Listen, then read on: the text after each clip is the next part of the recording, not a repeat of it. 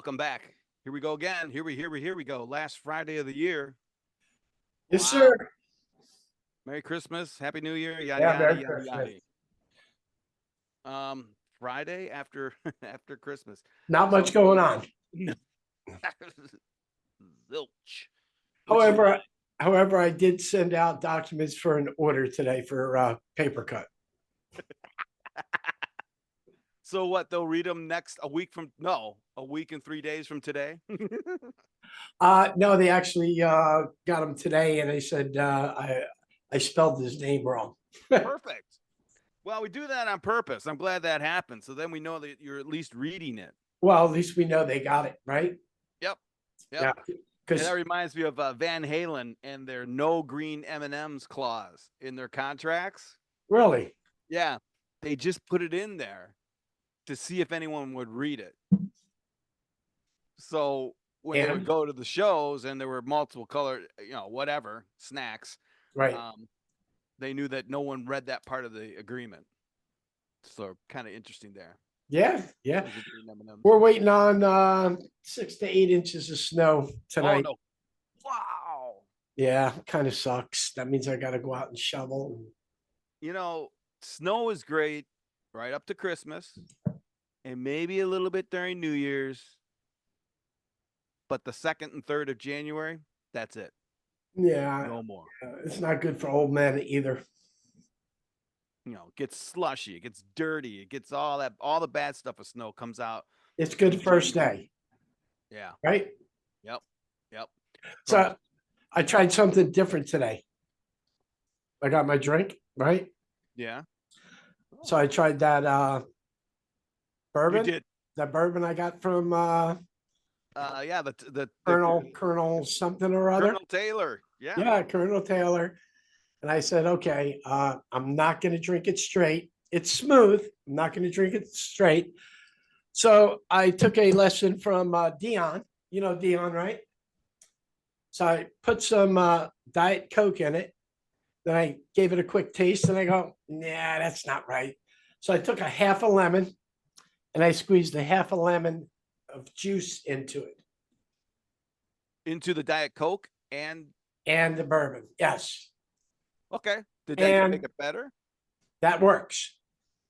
Good. Yeah, I'll probably drink this whole thing and fall downstairs. Oh, the little glass there? Oh, you're fine. I don't drink often, my friend. Okay, all right. Well, welcome. Cheers. I got my old Wild Turkey 101 every day. Oh, well, cheers to our health, my friend, right? To our health. Oh God. Damn, that's good. Well, so yeah, nothing going on except for, I don't know, I caught it this morning of all things. I got two things I want to share. First thing is Xerox. I don't know if you caught it. I think it was this morning, one of my alerts. They closed a toner plant in Ireland. No, I didn't catch that. No. Yeah, it popped up and I scrolled by it, but then I went, all right. So I dove into it. And I don't know if you remember back in the days when all the businesses were moving to Ireland because of the tax break. Yes. Yeah. Apple, IBM, all of them went over there. Yeah. And I guess Xerox, I forgot about it, had a toner plant out there. So right. They're closing it down, and whatever jobs are going to be saved are going to come back to New York. And they're not in Armonk. What city are they in? Do you remember? Xerox. I believe they're still in New York. They're in New York, but yeah. Is it Rochester? I believe so. Armonk, I think Armonk was IBM headquarters. Of course, I get those two confused. I think that's where Park is, Xerox Park. Okay. So, and I think wasn't it last week that we talked about Xerox and we talked about them possibly putting their IP up for right. so they could generate $500 million. And we were pretty much laughing at that because that's not going to happen. But and then this thing came up. So I started doing a little more research and found out, it's just another indicator. I have a bad feeling about Xerox. I mean, their stock is still around 2. They're closing up shop. They owe a shitload of money. The debt is humongous. I didn't know it was as bad as it is until last week when we started talking about it. So I'm looking at it, and then you start rolling in all the regular industry things about people printing less and the whole thing. The Lexmark hit, Yep. which should have been a good thing, and in a way it is, but now it's another anchor around the big guy.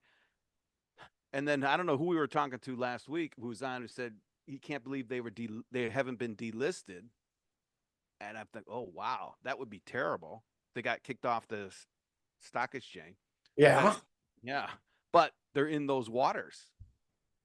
So I mean, a terrible prediction in the next 12 months, we might see the Kodak moment for Xerox, which is terrible in my opinion. But it's like, damn, I because ever since someone else started covering all of the earnings calls, Right. I haven't really dipped into them for the last 2 years. I don't really care. I did it Same for here. did it for 5 years. Nothing that ever happened at an earnings call impacted selling copiers outside of Wichita or New Jersey. Nothing I ever said agree. that. Like whatever. I agree. Your regular salespeople, I don't pay attention. There's no need for it. There's I no need to need. follow the daily, day-to-day grind. Yep. Yep. But two times in 2 weeks it comes up, so I pay attention to stuff like that. It's like, okay, so there's probably something there. I won't go looking for it. I did though. We wrote a little article about it. It's a great time to look for other things to sell, like robots, which brings up my other thing I wanted to talk about. Did you see the Olaf? You know who Olaf is? Who I didn't, but he's the Olaf. Disney character. Yeah. Yeah. I know Olaf. Yeah, I saw him last year in Disney. Well, I thought he was like a snowman with a thing, carrot, right? Yeah. Carrot We're going to see carrot him head. tomorrow in Jersey. Yeah, that's right. He's gonna be on everyone's front lawn. Well, it flew under the radar, but the Disney Labs 4-minute video on YouTube about how they put together an Olaf animatronic, right? Like the Hall of the Presidents. Now I know everyone knows what that is, right? Right. Disney World, the Hall, you know, that's how they had all the presidents on stage, and you could. What was fun is looking for the ones that didn't have a spotlight on them. They would smile or blink, right? So they weren't the spotlight, but they were still moving. That was my big deal. Right. Um, but they just brought something out, Olaf, where he is in the real world. It is a real robotic animatronic. Sorry, Disney calls it animatronic robot. And I saw the video because we're always looking at those now because what we do is like, okay, that's fake, that's fake. The dance, yeah, Mhm. that's fake. This thing, they assure me, no, this is walking around in real life In Disney. at Disney, and it's the background I think was all right, forgive me. They have these ice kingdoms, I guess, right? Disney World has the Tomorrowland and all. Now they have Ice Kingdom, which is whatever that. What is that ice movie that Olaf is in? Anyway, that was in Paris, and they haven't rolled it out to the park yet. But they were talking with the engineers, so it was kind of a really technical conversation. Right. But the thing is I'm looking at it going, holy moly, it isn't CGI. It was live. One thing though, it is still a puppet, right? There's still someone in the background moving him around, Right. okay, and all that. But there's a ton of AI built into the unit locally to so when it walks, it looks like it's a real live gate. When he moves his head and the eyes go up, everything moves locally is controlled by the AI on the machine, not by the operator. So like the old puppeteers, you'd have to actually raise an arm, raise an Right. eyebrow, was all under Yeah. control. They built the AI to be quote to make that robot a little more autonomous, which is pretty cool, right? So you're still talking to them and all that, but if you look and they've got schematics, they did all this stuff to where the arms move and he walks like a human or a real live animal, and all the motors aren't here, they're in the shoulders. And they got into like one of the most driest conversation about neck heat because the servos are up in here, so Right. whenever the robot would look up, they had to sensor the heat rise in the neck area because as it got too hot, the servos would start to overheat and degrade in usage. So they applied AI to that teeny tiny little task, and realized that if he held his head up at a certain amount of time and just lowered it a few degrees, that would take the strain off the motors and let the temperature plateau out just below where it would shut down. So, Interesting. wow. Yeah, That's going to be at Disney Paris. any of the ice kingdoms. Again, I'm just repeating what was said. I don't know what an kingdom is. Right. So, I was in Disney last year. I yeah. don't know if I saw that. I know I'm going again in March. Hmm. Yeah, granddaughters. They want to go to Disney No, again. no, no. You know what I hear? Cha-ching. Yeah, yeah. Cha-ching is right. Yeah. God. It, Anyway, been there many times, but yeah, yeah, that's it'll crazy be a stuff. whole month of earnings gone. Yeah. Um, but of course, I'm seeing what they did with their animatronics, and I'm thinking about the conversation that we had about the AMRs, Right. right? Totally autonomous, don't need to be connected to the interwebs or even Wi-Fi because they've mapped out the interior, the whole interior where they have to go. So it Right. knows where it is relative, it can move. It doesn't need the, like that came off the Waymo discussion, right? Because the Waymo's shut down. Yes. Couldn't read the maps and all that. But an AMR won't because it doesn't need the maps. It won't shut down for that reason, I guess, best way. But if you were to apply what they did with their animatronics and what we're already doing with our AMRs and put LiDAR on one of these animatronics and cameras, it could be effectively a walking around office bot like C3PO or whatever. But this thing moved better than C3PO. It Really. moved like it was a real thing. I could share the video if you want to give it a shot and just show because it is Yeah, give it really. a shot. Oh, okay. Hang on. Let's try this. You need to allow me. Wow. Damn. I darn allow stuff. That's right. And you have two. Okay. So, well, it's on YouTube. It's Olaf in the physical world. I'll just take the link here and throw it in the chat. Where the hell? Oh, select a window. I don't want to share. I want to allow you to share. Yeah, allow users. Yeah. That means the click. There we go. Oh, you got me. Done. Okay. Let's see. I don't think you're going to get the. We probably won't get the voice. All right. Can you see it? No, I see a blank screen. Greg Walters has shared. Start screen sharing. There we go. Okay. You cannot hear the audio, right? That's correct.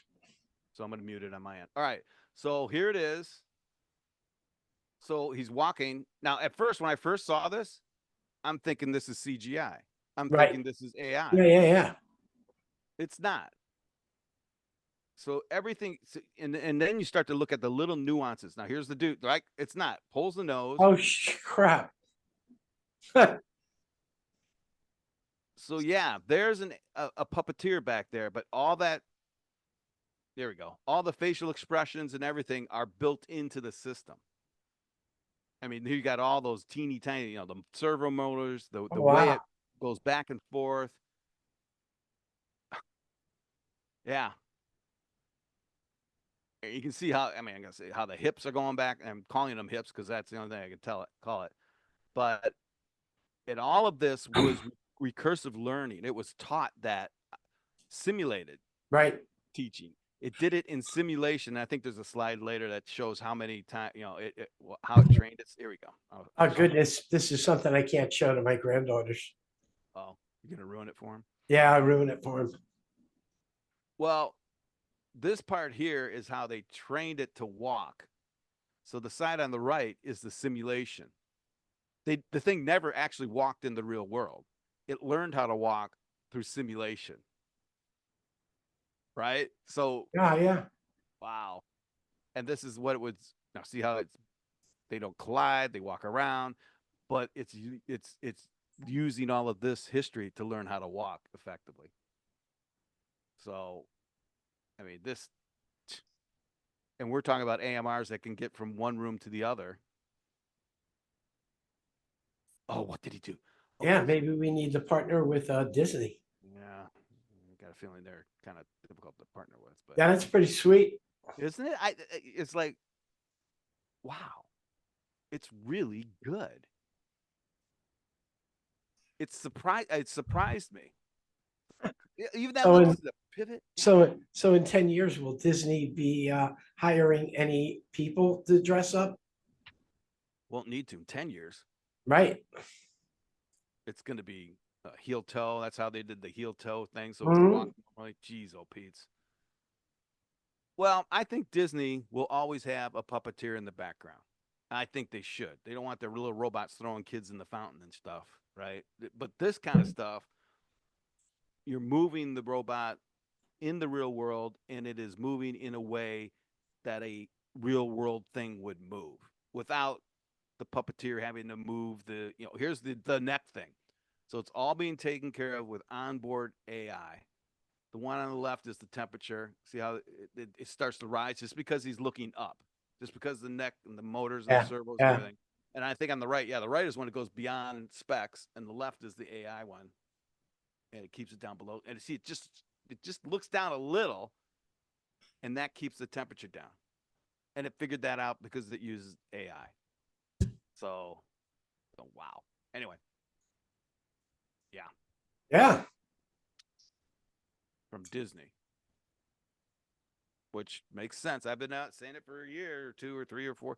You want to see the future of tech? Watch the creatives, because they're the ones that'll create something that we didn't see before, and they'll use the tech to do it.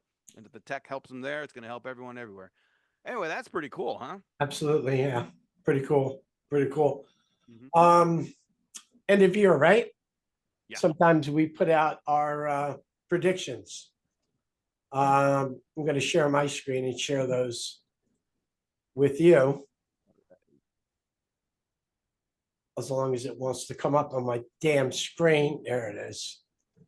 Yeah. And I just posted this today.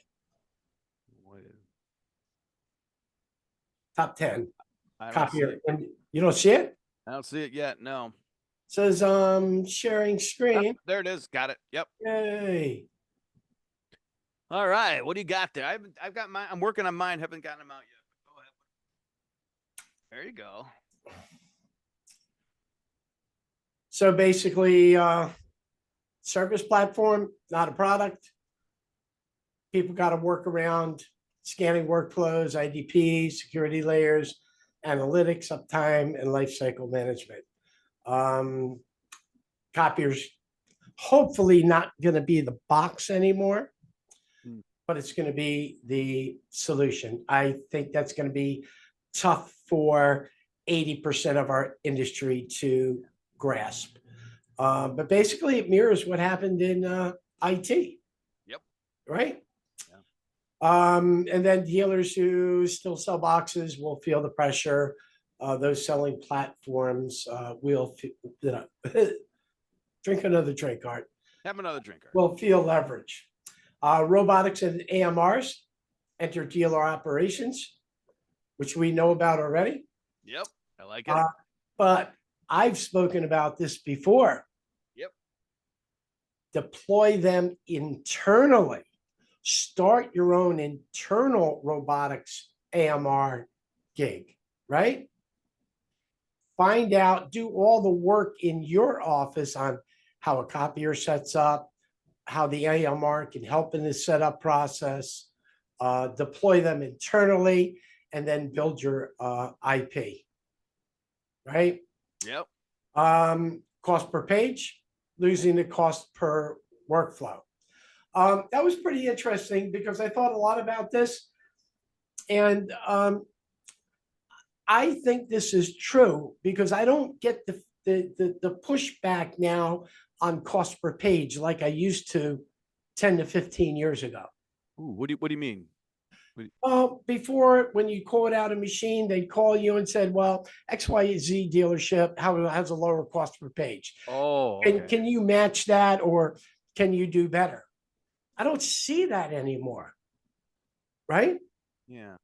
People aren't questioning the cost per page anymore. So customers care less about how cheaply a cost per page produced, more about efficiently information moves through their organization, such as could be scan to Dropbox, scan to MS, scan to MS 365.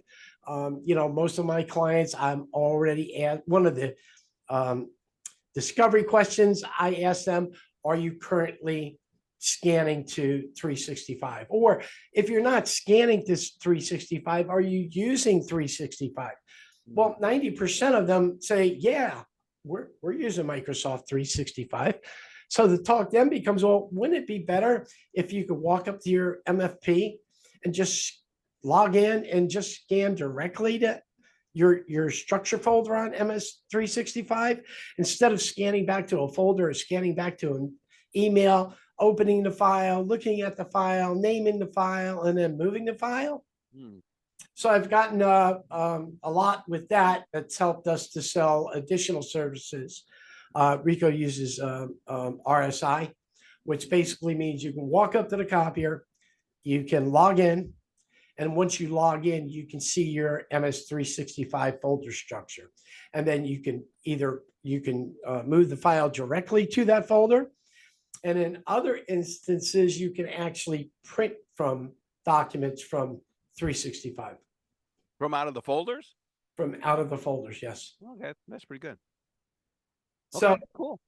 This is one we've been harping about. One major OEM publicly admits print decline is structural. One major manufacturer finally states the quiet part out loud. This is structural. Print volumes are not coming back to prior highs. Well, I think the whole world knows that. Yeah. But they're finally People just don't want to admit it. Yeah. Yeah, and that's the reason why a lot of your OEMs are now moving towards or have added print production to their portfolio. Absolutely. Yeah. Yeah. So as labels and production are and packaging. Correct. Growth in packaging.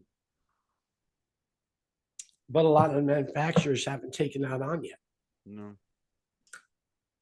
So high quality SD scanning. So that's what Rico came out with their SD machine. The demand isn't driven by everyday office paper. It's driven by legacy drawings, sepias, blueprints, core originals that are still live in engineering, architecture, construction, healthcare. They all need to be scanned. They all need to be archived. So having a copier with the SD functionality like the Rico does is going to help the end users. Right. Does the SD stand for anything? Scan? Don't know. Okay. Okay. Don't know. All right. Good to know. Dealers are going to be split between two camps. One group focuses on operation efficiency, like we know that dealer in Alabama, right? Remember where 50% of his business is coming from? Yeah. Yeah. Yep. So they run lean, automate internally, compete aggressively on price. The other group outward positioning itself as office automation, workflow, security, robotics, integrators, and that's the one we're talking about in Alabama. Nope. Yeah. Right? Yeah. AMRs. Robots stop being like capital equipment, starts being sold like copiers. Yep. Leasing, service contracts, SLAs, cost per task, cost per hour, cost per route, whatever you want to call it. We call it cost per time travel. We call it cost per task, and task, and we call it cost per linear foot. Yeah. The shipper, the shift moves the sticker shock. So when we look at these AMRs, they're all around 20K, right? Good point. Yeah. Yeah. So when you go on somebody's website, they want you to lay down $20,000 for an AMR. Who's going to lay down $20,000 for an AMR? Not many. Not many. However, if you position it at $400 a month and you can show the ROI, robotics, the AMRs stop feeling exotic and starts feeling this can be operational for them. Right. It's just, yeah, it's operational. I'm wondering, Art, along those lines, if anyone will start just quoting it by hour, right? So you can have this AMR walking around at $4 an hour. Robot as a service. Well, I mean, so if you say it's $400 a month, just do the math. Well, we're right, just like the copiers Yeah. in a traditional cost per copy lease. Yeah. So then Yeah, if you get X do amount of hours. You get Yeah. X amount of hours built in, then you do well, yeah, but I'm trying to equate it to labor costs. right? So instead of having someone walk around and do this, oh my gosh, the tire thing, the Titan carrying the tires around, Right. right? I don't know what that figure is, but we can find it out somewhere. Hourly rate for those things to work 2 shifts a day for 300 days. You know, you can do the math and figure it's $8 an hour versus fully loaded, 25 you know, throw bennies and for an everything on top of employee. that. Yep, yep. Yep. And then you got to also take into effect the cost cost per foot to run their business. Yeah. Yeah. So, Yeah. yeah. Interesting. So backtrack for a moment because that brought me. We were talking about cost per task, cost per linear foot. Time. Yeah, it'll probably come back to me. Okay. Legacy device security becomes a primary sales trigger. Old A3s and wide format devices increasingly get flagged as security liabilities. And this is, we shared a talk track last week about how a certain insurance company has now flagged, what did they flag? They flagged, Was geez. it the returning hard drives? Is that what we were talking about? No, they flagged a, come on, help me out. What are those Was it a devices? vendor? No, Like, well, it was a vendor, but the device actually a sonic wall. They oh, flagged sonic walls. didn't know that. And Oh, said, yeah. and Yeah, if you're yeah. using sonic walls, well, your insurance premium is going to increase. Some said it may increase substantially. That's right. Right. Interesting. So as insurance companies look at the devices connected on a network, those insurance companies are going to do more discovery, and they're going to ask for all those devices connected on your network, right? Mm-hmm. And they're going to say, oh, you've got an 8-year-old copier on your network. Flag, right? Risk. We're going to charge you extra for that. Wow. Because that's an old device on your network. That's what this is coming to. And it's just with that information we got about Sonic Wall, I believe it's only a matter of time before they look at how old the devices are on the network. Because we know old devices, some of them are past due. They don't get the security updates anymore. And some of the manufacturers, after 7 or 8 years, don't update the firmware or security anymore. Right. And that's a risk to the insurance companies. That's very interesting angle. Yeah. That makes sense. So I believe that's on the immediate horizon, bearing what we saw happen with Sonic Wall. Sonic Wall. OEM shrinks. You take that one. Are you sure? Do you think the OEMs are going to shrink the number of models? So, like, what do we just get done over the last 12 months? I think they got to go back. I agree. What I stated 2 or 3 years ago. Yep. We stated this. You go on Rico's configuration page, and there's 30 plus models on there. That needs to end. That needs to stop.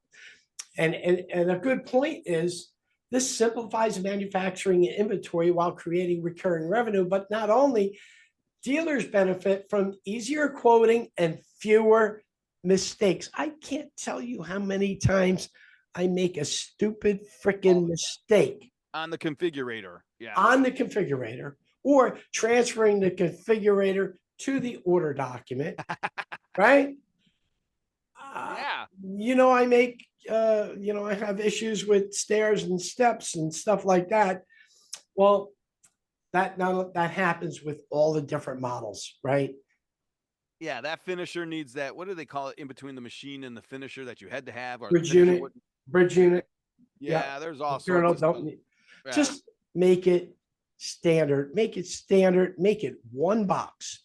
It's 20 to 60 pages a minute. Strip out black. Is there any reason for black anymore? If you think, yeah, well, we need black for bid purposes. Well, you know what? I think the industry makes a shitload of money on these boxes, even if they're color, right. and they can easily just give you an app to turn color off, and you can turn it on when it's needed. It's going to be color, but the dealer has the ability to say it's black or it's going to be color. The dealer has the ability to say, I'm going to turn on color because the client now wants color, but I'm going to charge them a subscription fee to turn on color. I'm going to charge them a subscription fee to make the machine faster, right? I'm going to charge a subscription fee to give them variable speed. Some might ask, why does variable speed come in handy? Well, it comes on handy when you're printing on different types of media. Thicker media requires slower, Right. right? Regular 20-pound bond, or maybe you 11 want by 17. If you're 11, doing that, then you 17. do a bond at that. Yeah. You might want to say, okay, I'm going to do 11, 17. I need to get 30 11, 17s a minute, right? Because if you get the 25 page a minute machine, it's going to do 11.5, 11 17s a minute. And if all of a sudden a customer finds out, man, I'm doing a lot of 11 17s, man, I would love to go to a faster machine, which then you're playing in a OEM's warehouse. Oh, yeah, we got to move another box. But what about if both the OEM and the dealer benefits because you can increase that speed and sell them a license? Well, I agree with you on so the multiple lines are crazy.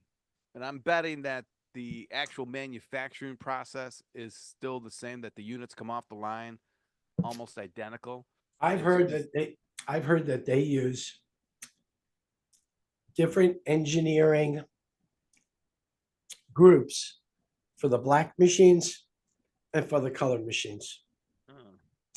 I heard that years ago. I don't know if it's still true, but I would tend to think that it still is. yeah. Right? Well, I always wondered if there'd be a time when black and color would be the same price. It has to be. It has to be. Come on now. But What are you putting in it? 3 extra drums and 3 different toners? What is your cost? Really? I mean, the engine is already there. mm-hmm. I mean, you go back to, where is this? Number 1?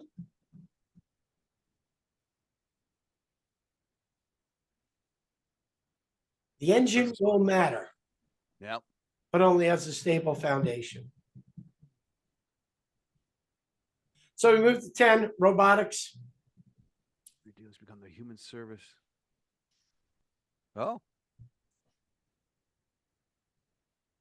Decades of field service DNA. And that's what we tout every single day as we talk about crickets, right? yep. Route coverage. The customers trust you because they've already given you their copier business for X amount of years. So the trust is already there that you've taken on the supplier, you've vetted the supplier, and you've already tested it in your in-house operations. You've brought that supplier into your business model. and aligned it directly with what you're already doing. Service parts, dispatch, help desk, software, delivery, configuration.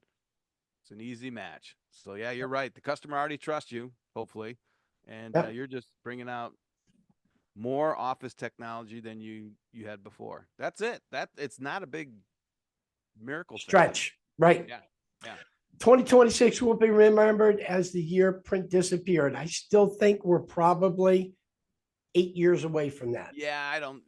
Yeah, I don't know what that number is, but it is not 2026. But it's going down every single year. Well, yeah. It's I mean, that not goes back. it's not going to go up every single year. I mean, yes, absolutely. Right? It's a massive iceberg right now. So even it's only going down 3 to 5% or eight I, percent. It's a lot, but there's I, still a lot I, more I out saw there. you shared one of my threads on LinkedIn, and basically the image up with it is how are you preparing for the end of print? Yeah. And dealers need to think about that. So it will be remembered as the year the industry finally accepted what had already become an automation service and physical digital integration business that just happens to print. And that's already happened probably with 30% of the dealers. Yeah, that's good. Do you think so? I think so. Yeah. 3 out of 10. 3 out of 10. Yep. But you got that 70%, you're probably going to have 35% that will keep selling the boxes until they go out of business. Well, I'll tell you what. I mean, I yeah, I've experienced conversations along those lines the last couple weeks. They're still selling faxes. And if you can survive on selling 3 units, 5 units a month, 50, 60 a year, and who's to Right. say that you shouldn't keep doing it, right? I mean, until you are only selling one a month. I don't know. So, and I think it goes to what we've been through in the last 8 years with all the consolidation. And we've talked about this before. Is the ones that are left have done it. They've skinnied everything down. They're surviving on a rep with 3 to 5 unit quotas a month and some couple fax machines. They're still around. Okay, all right. So, but they reduced their nut to cover substantially enough that they Right. can that is their business model. Which leads me, I'm wondering how our megas are going to do. There is a sense that too big to fail, but if print is dying or not dying, is going away 5 to 8% a year, the ones that are going to take the hit, the bigger hit, is going to be the bigger concerns. I So agree. I agree. I'm dealing with a couple megas in New Jersey right now who can't service or support an existing device efficiently for the client anymore. Well, The I don't need to tell client has you. Remember when that was the independence argument against the OEM direct line, right? correct So, what's the line? We've substituted one tyrant. OEM for another. Yeah. We've substituted one OEM 15,000 miles away for 15 OEMs 1 mile away, and the OEMs in that case being these mega dealers. So they're Right. I mean, they're just too big. Are we at that point where they're too big to care? Um, Ugh. seems like it because most of those opportunities for me have come in wide format. Since I specialize in wide format. Yeah, Um, tell me about that. What do you mean by that? The megas aren't competing with you on that? Tell me what you can tell me. not competing. The clients are coming up with complaints that the Oh, machine's just not running right, or the service isn't. They're coming out, but they're not correcting the issue. Right. oh, and that's because they're not. Yeah, the techs aren't Well, they possibly could not be trained right. on that device, or they're sending out techs who are not trained and they don't want to spend the money to get those techs trained. They want to collect the yearly revenue for maintenance and just live off that client as long as possible without adding any additional Cost. expenses to support that client. Yeah. Yeah. I mean, investing, spending that cost is more than losing the account. Black and white. And the end Um, result is they end up losing the account. that's a cost of doing business. I mean, Right.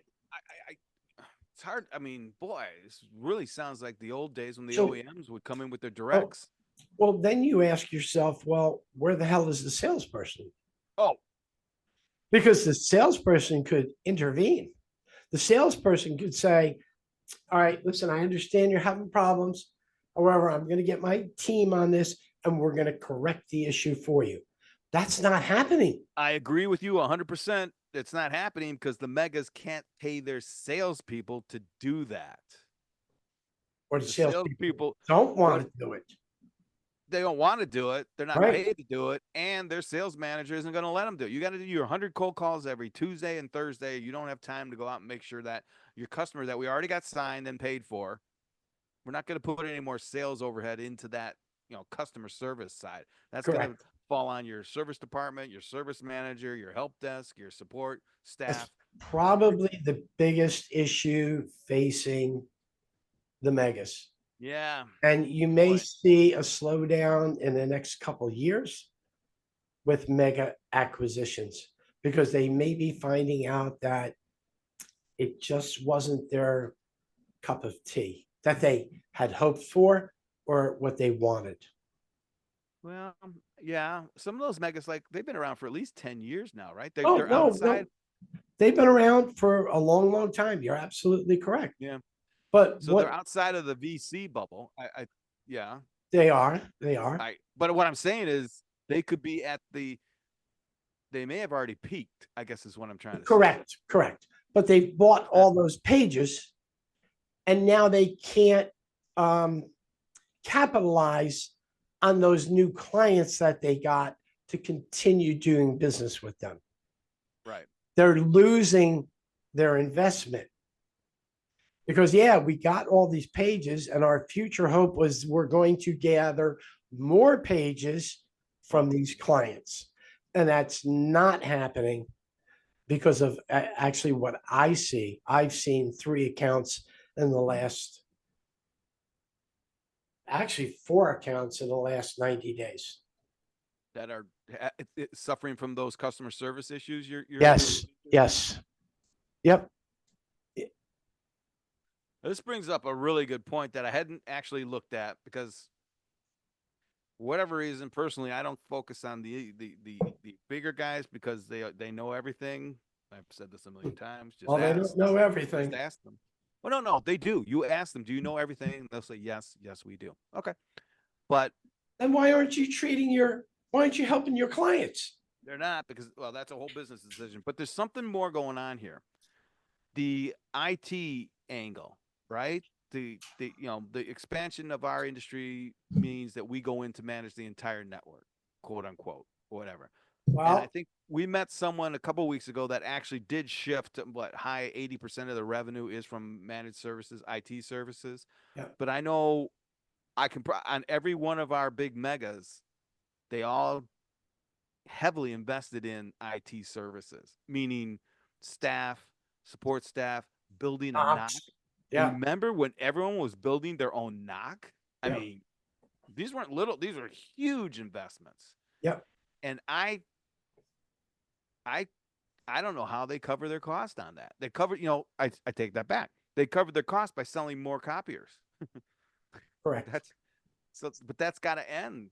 That's got to end. And then so the pressure on the ISPs or the MSPs is AI because these services that they're providing is they're going to go away. There's no capital. There's no hook out on site.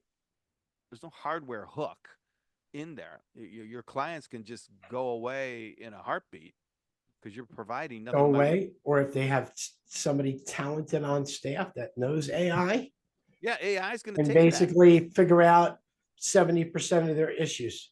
Yeah, and imagine say one of these big software manufacturers that are in software right now comes up with some wheelie wig that can apply AI locally.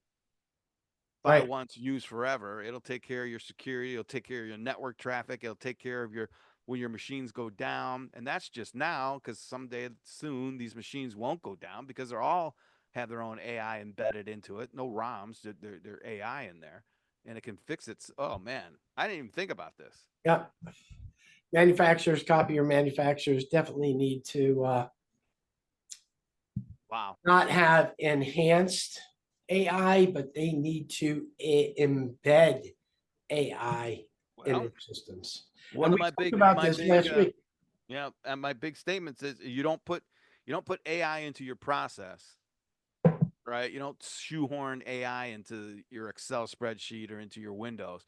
You put your process inside AI. So you know why use a spreadsheet? You don't need a spreadsheet. AI can do it. All So, right. yeah, the recent report was 4.3 GDP growth for the US, right? Oh yeah. You caught that, right? Yeah, Right. yeah. I forgot about And the that. continued growth is AI and robotics. I believe in 30 days, we're going to see S&P go over 7,000. Right now, it's stuck at about 6,900. Well, it's end of year. I predicted at Microsoft last year, the exact same time where they go, and they went. I let them go. They've been dropping. So you're thinking, say that again. The S&P is going to go over 7,000 the next Go 30 over days, 7,000 within 30 days. end of the year. That so, but why? What's your Continued growth of AI and, believe it or not, robotics. well? No, robotics are going to go huge, and so China says there's a bubble coming. Yeah, well, That's maybe for that's a bubble China. in China. Right, Yeah, right. I yeah. don't believe it's going to be a bubble in the U.S. in the Americas because we haven't gotten anywhere near that for the bubble, at least in robotics in the Yep. U.S. They can sell a million robots in China, and then that'll be it, or 10 million, or Hey, 15 billion. Because I think for I don't know why this is going up, but for whatever it's worth, I think there's a lot of puffery in those robotics right now. Other, the bipedal ones that are dancing and prancing all hey. around. I think there's a lot of architecture in there. So the Uh, best question you can ask is when you're on Instagram or Facebook or TikTok, you see this really cool looking AMR or robot. You ask yourself, even ask them, what business problem does this solve? And I've done it. yeah, It's for 90% of them, it's none. no, and for the 3% that do know, it's it's not what you think it is, right? It's not. It's the unglamorous. We can move test tubes from one area to the other without a human, so you don't have to put them in a clean suit and worry about transferring whatever. Pretty narrow. It's like, oh, okay. Or crying out loud, I go back to the Titan. We can help your dealerships move tires left and right. It's going to save you a lot, and your ROI is going to be in 60 days Yeah, for 5 units. Okay, we've heard that what once yeah, for all the robots that are out there. that's correct. How does this Oh, robot help in your B2B business? right. Give It's me your not. It's not. and so I mean that we're fortunate enough to be in the position that we are in that we can ask those questions and know the difference between bullshit and we can ask those questions. That's Right. most people are just enamored that this thing is walking around the streets of Dallas and Chicago and can do all that stuff. Okay. Put a But cowboy hat on it and put a sing cowboy and hat on it. dance. Yeah. Besides carrying one of my dealership signs around out front, Right. what else is it going to do to help me increase revenue, decrease cost, and grow profits? Did you see Rich Tech just had a big hit? They Yeah. increased 8%. So, Well, I admire them because they're on the cutting edge. I think they went public a little too soon, but I admire them because they're on the edge. And yep. all right, guys. I mean, they may be the next Amiga. They might be the next. I don't know. There's gateway computer or whatever. But they're out there cutting the weeds for other people to follow. We'll see. Yeah, we watch. Yeah, we watch. People should know we watch them very closely. They're one of our one of our three. So far. Anyway, yeah, good combo. So what else is what? Anything else you've seen on the robotic front there, Art? Just a bunch of robotics that don't mean don't inspire me. Oh, good. Um, as to I asked the first thing I ask is what type of business problem does this solve? And I saw one with two legs and a body jumping up and down, and I go, well, what the hell is it going to do in business, B2B business? What the hell is it going to do in B2C business? Nothing. Nothing. So I've seen quite a few of those recently. And since I'm following robotics and AMRs more, I'm getting more of that in my feed. Mm-hmm. And I really haven't seen anything that's inspiring, except for a couple of manufacturers that are just focusing on hands and feet. Yeah, the hands and the yeah, that's why that Olaf guy thing attracted me because it was like, oh, okay, so it actually moves like a human, like a body, whatever. Right. Yeah, but the hands are very important. Um, the feet, all that. Nah, I tell you, I'm keeping my eye out for. I've been using this phrase, embodied AI, right? And we're doing it. We're putting LLMs on AMRs. Forgive the acronyms, but that is embodying putting quote unquote AI on a device that is embodied and moves around the three-dimensional world. That's where I want to see, and probably that's where we're going to see the next big hit. Because then your business case becomes, well, we can do HR onboarding, and the HR AMR can go and meet the people that we're doing onboarding with and be in a human form of some sort, right? And Yeah. you can have a conversation with it. That's embodied, right? We can go do those supply runs, It can do the supply runs, and paper, when they're the yep, paper, the it uh, will be able to ask for your signature, right? It may not need it, but it's right. like, okay, I just delivered these things here, just sign here. Okay, boom, boom. Oh wow, I just interfaced with the robot. Yeah, but that robot caused, reduce the cost, increase the revenue, and grow profits. That's going to happen. But yeah, good. But my thing is looking for any news that comes across. There's very little of it about embodied AI beyond the lab and the propeller heads. That's Right. another thing, right? I mean, they all say it's going to work, but I want to see an LLM, and we're doing it. But anyway, yeah, that's cool. Boy, good way to talk about the end of the year. And the next week is the oh shit, it'll be the first day of the new year, right? No, Yeah, the second day of the new year. 2026. Wow, Art. Hey, so how many of these is this? I saw it was LX or something. No, XC. what is that? 110, 50, 60? I think it's XC. I don't know. 90? I think it's 100. C would be Centa, which I would think would be 100. X would be 10.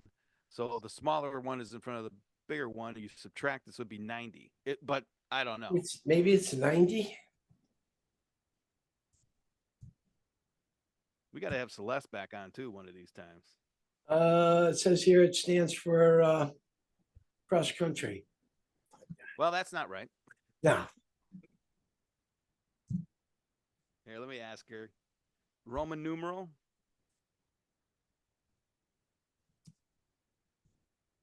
Hey, what's the Roman numeral XC? 90.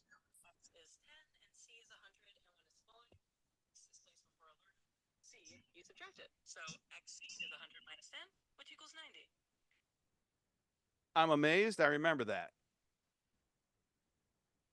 The process. So it is 90. That's good. Yeah, 90. It's almost 2 years.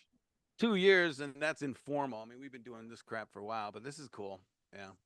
Yeah. Wow. Okay. Anything on the Hey, horizon for first week, January? oh, next week I'll have my predictions. I've got So in 2025, I did 2026. So this year, 2026, I'm going to do predictions for 2027. Everyone else does it for Correct. 2026. Yeah. So, what was I going to say? Ah, crap. There was something else, Art. Oh, well. So next week will be predictions. Ah, shoot. I forgot what I was going to say. So Getting we're old. going to be on next week. It will be the day after New Year's. That will be January 2nd, I guess. Yep. Right? January 2nd, Yeah. 2027, 2026. 2026. 2026, our next show. Yeah. Hey, I'm going to.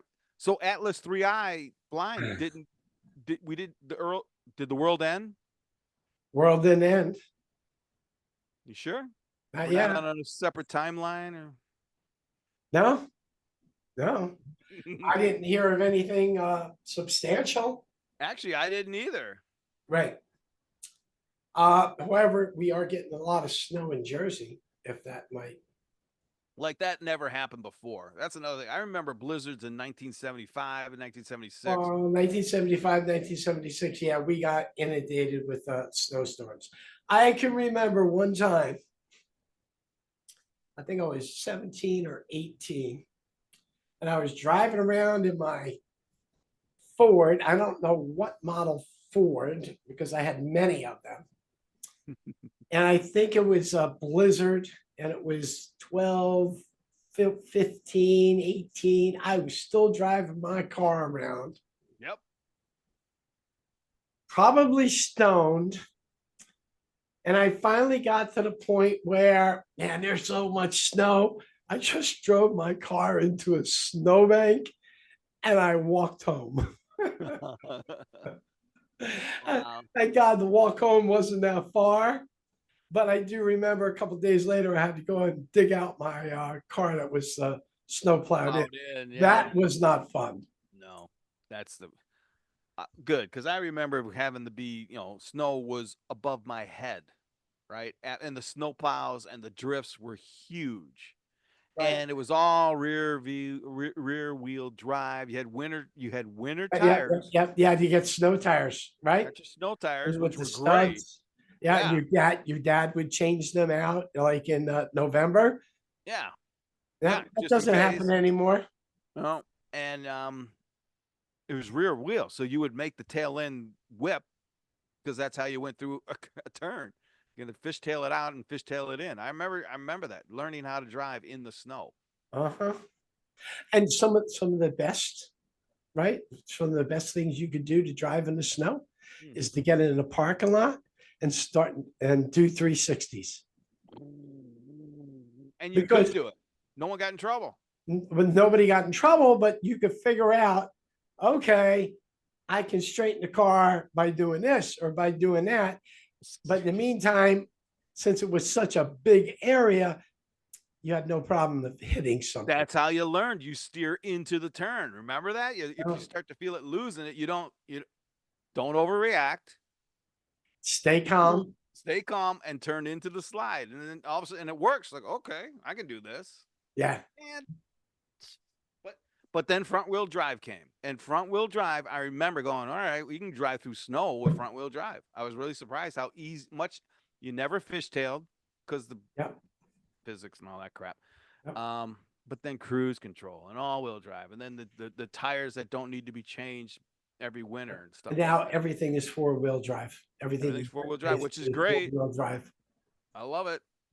I mean, but then I don't know. Some people think they can go through anything in four wheel drive.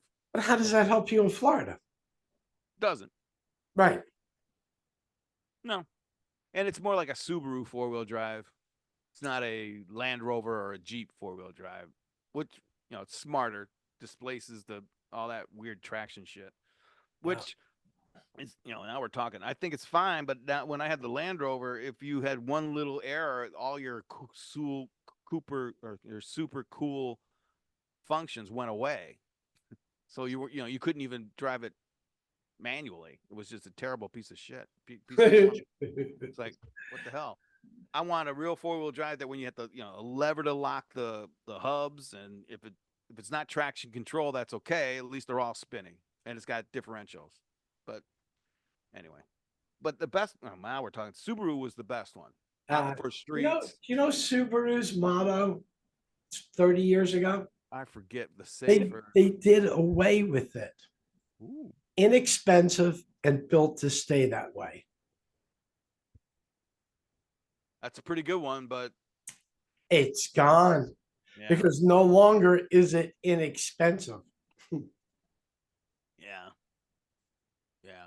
I think the best Interesting. four wheel drives I've had was a Subaru, one of the not an Outback, but the other one. It was really good. Outland, out, What out. was another one? Outlander, not out, but that was one thing. But the Land Rover was the Oh, best because I could go from a highway to a trail without any trouble at all. And then uh, in the snow, that thing ate the snow up like there was no tomorrow. did you catch Pluribus yet I on Apple? I'm behind by 2 episodes right now. Okay, So don't tell me. you But got to it's pretty catch good. up. Got to catch up. It's interesting, right? The mind of one. We're heading there. If we're not Against already there, we just don't know it. That's a whole nother discussion. But the AI mind is of gonna the hold that mind of in. one versus the mind of few. Interesting, right? Yeah. And I'm waiting for Solo to come back. Ooh, I Yeah, hope it's good. I want to see Solo come back.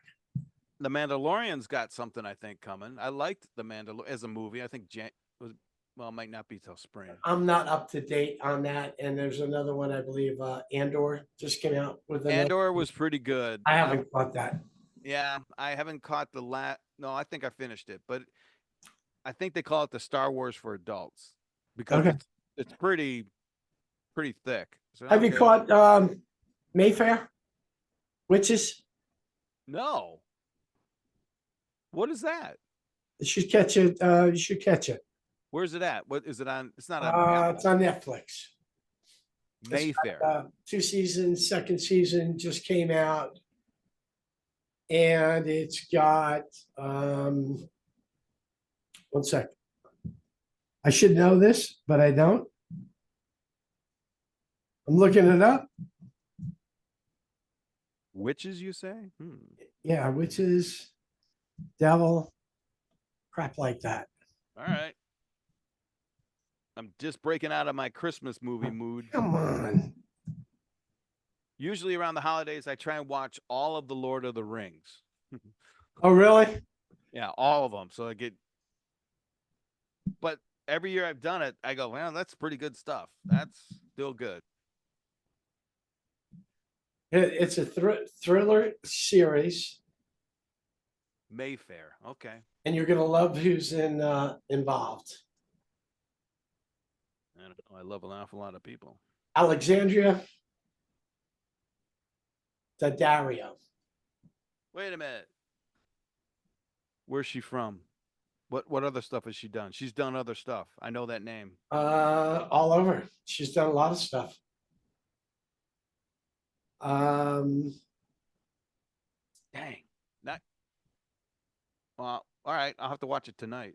she's done Baywatch, San Andreas, She True was oh, Detective. her? Not Yeah, her. the White Lotus, She's the one who's always in with the Rock, right? The Rock. Yeah, yeah, yeah, yeah, They're good friends, her and the Rock.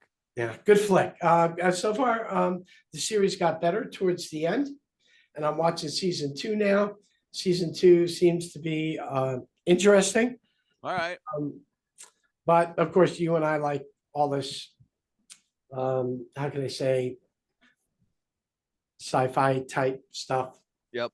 Yeah. The And line between sci-fi and sci is getting very, very thin. yeah, Very, very thin. end of world, dystopian.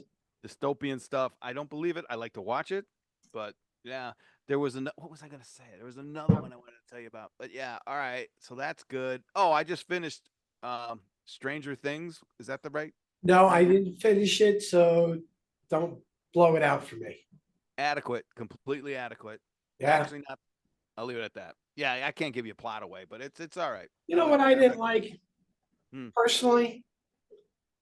And I guess I'm being a little how can I say, on a flat line here, Okay. right? I mean, I thought the story so far was good up to episode 4. I thought the costumes could have been better. you're talking about Stranger. Stranger Things, yes, Are you talking about the monster or in general?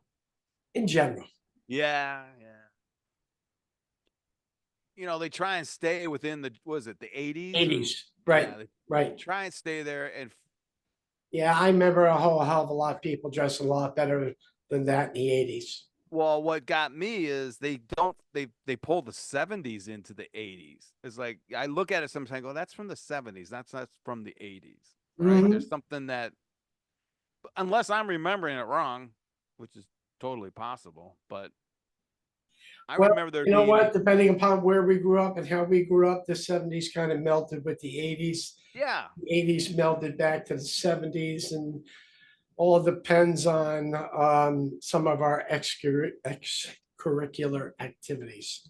Well, for me, 1980 was a separator because we had the Jimmy Carter melees, we had all that stuff, the Vietnam War, Watergate, fuel, auto industry. 1980, it didn't really change, but it all changed. And Reagan came in, love him or not, doesn't matter.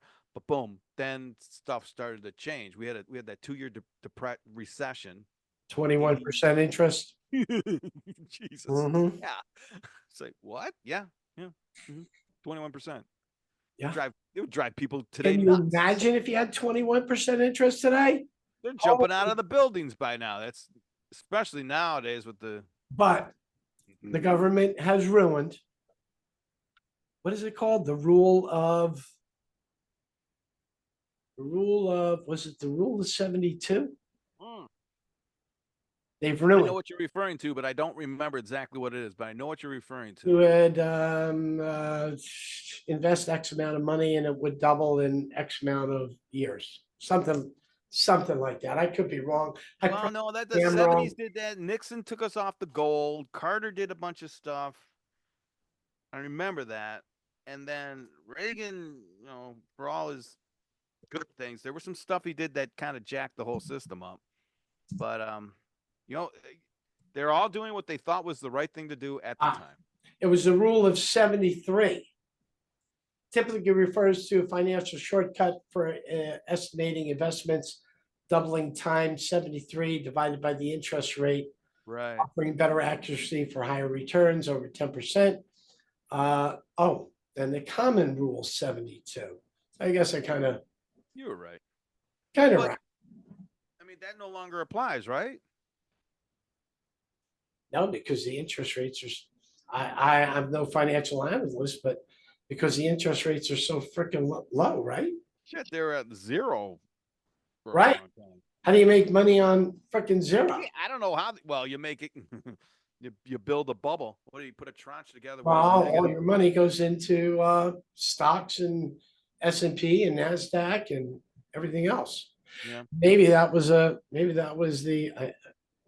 wife will tell now you're being a conspirator. Maybe that Well, was here's a shock. the end. Maybe that was the end goal. Well, there aren't any conspiracies left. They're all real. Yeah, Kennedy got shot by more than one person. Nobody cares. Whatever. Oh, UFOs are real. Hmm. In the 70s, that was like the cool. That was like fringe shit. And then the 80s, it was X Files, right? But still make believe. Never happened. The Earth Come is on, you're crazy. And now they have Senate hearings. Yeah, we have materials that fell out of space that is not created by mankind, and it goes through. Say it out loud, gets written, thrown in the record. Nobody cares. nobody cares. Yeah, Nobody cares. It's like the yeah, biggest thing in the world. It's like, no, all right, okay. Nobody cares. nobody cares. It's so funny. I laugh at because all those shows I used to watch in the 70s, the UFO shows, the what are those goofy, who built the pyramids, baloney, and the statues out on that island. whatever. That's the guy with the big hair, Oh right? my God, the guy with the It's big on hair, the Eric Von Daniken. I got him hair is all. like And then this freaking big. It's the guy some, with the big hair is the latest one, but the Von Daniken, he was the gold of the gods, chariots of the gods, God drives a flying saucer, and these were just like goofy little things as a kid you'd read. yeah, It was interesting. It was mysterious. It's cool. The Bermuda. Hey, no one talks about the Bermuda Triangle anymore. yeah. It's like, what happened? Well, I guess it never was a thing. Oh, okay. Stonehenge, all that weird shit, and it's all starting to be true, and nobody cares. No, nobody cares. Nobody cares. All right. As long as they don't land, nobody cares. I can still get on Amazon and buy my shit. I agree. Hey, everyone, it is December There we go. 26th. It is the end of our show. We've gone a little bit long today, so we apologize for taking up a lot of your time, but we think the technology and the talk track's been awesome. Please like, follow, share, and we'll be back the day after New Year's. Thanks, everyone.